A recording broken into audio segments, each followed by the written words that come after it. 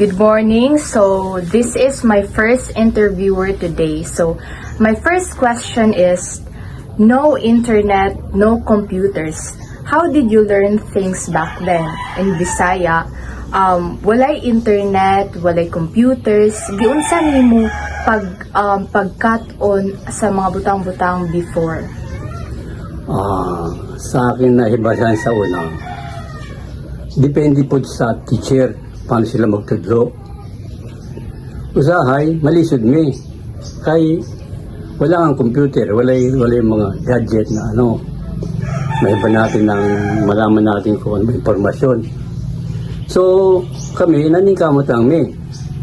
Tapos ang ikaduha ay, hatagin ng schedule na punta sa sa library. Mag-research kami. Kaya sa estudyante lang kami lang naningkamot para matukan namin yung mga titulo kay lisod man kay walay tanan. Kaya depende sa sa maestra kung paano siya magtudlo.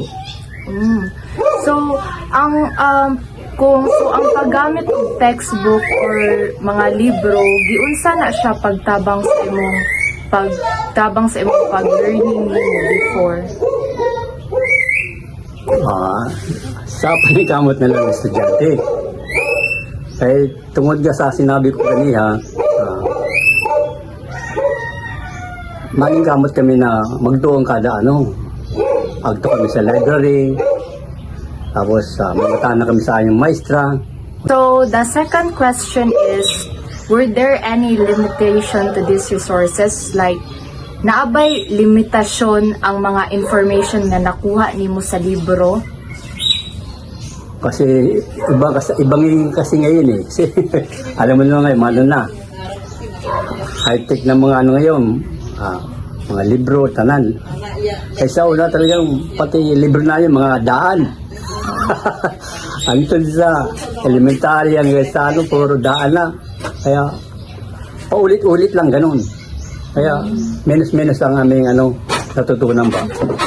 Our last question is, looking back to your time, what were the main challenges you encountered when learning without access to computers and the internet? So, in Visaya is like, kung hunaon nimo sa unang panahon, unsa imong mga main problema nga imong na-encounter nga while ga-learn ka, walay access sa internet, walay information kaayo, unsa imong mga problemang na-encounter anak pod?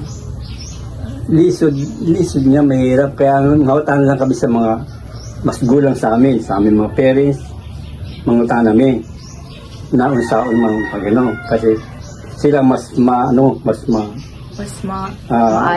maalam kaya sa amin. Kasi doon sa una mas mas ito mo sa unang panahon, high school pa lang, baling pwede na mag-English. Tapos sa panahon naman namin, medyo bumaba ang level namin gusto sa matatanda.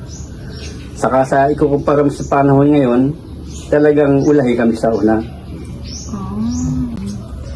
So, mura na akong question, sir. Thank you. Good morning, everyone. So, this is my second interview for today. So, my first question is, with the help of various technology, apps, and platforms, does your learning make it easier or more difficult? Why? Yes, with the new technology we have right now and with the online platforms, it actually helps a lot of students in terms of learning because it provides you immediate access to information, interactive tools. It also provides varieties of information or data. So, however, let's say pros and cons. Okay. For pros, yes, because it allows you to, or it gives you immediate information. So, like, kuan kanang if na kay specific nga question, you can just easily write down your question, and then it will be easily provided sa online app or online platform. Ang iyan ng cons is kana magsalig na magud ang mga students. Oo, like for example ako na encounter nga kana ganing imura i-write ang question and then nanay answer diretso. Oh, so kana ba ang mga estudyante kay dili na kala magsalig na lang sila ba, they will rely on those information di na ako magtuon kay na naman dito ang kuan answer. So ano ba mo po na siya kuan niya usahay pod confusing sad ang information nga nasa online platform tungod sa kadaghan, tungod sa varieties of information, ma-confuse pod ang students kung unsa ba jud tinuod or unsa ani ang kuan exact information. So the second question is, which do you prefer through interactive online platforms, video, or traditional lectures and textbooks? Why? For me, personally, I would choose the online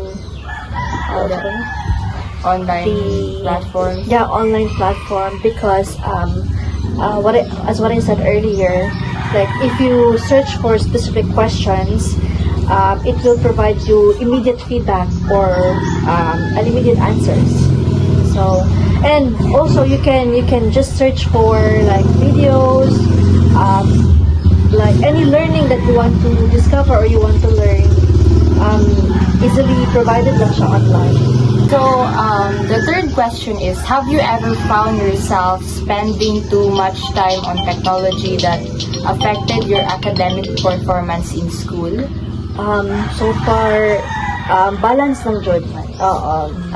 There's a time for screen time and napoy time sa kuan. Balance lang jud. Balance. Our last question is, technology is a big part of school these days. What's been the most useful application you've used for learning so far? The only application that I've been using kay Google Scholar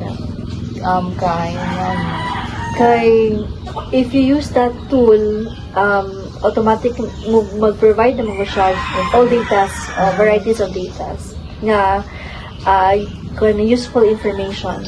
Okay, so mura to akong question and thank you so much sa time and sa effort.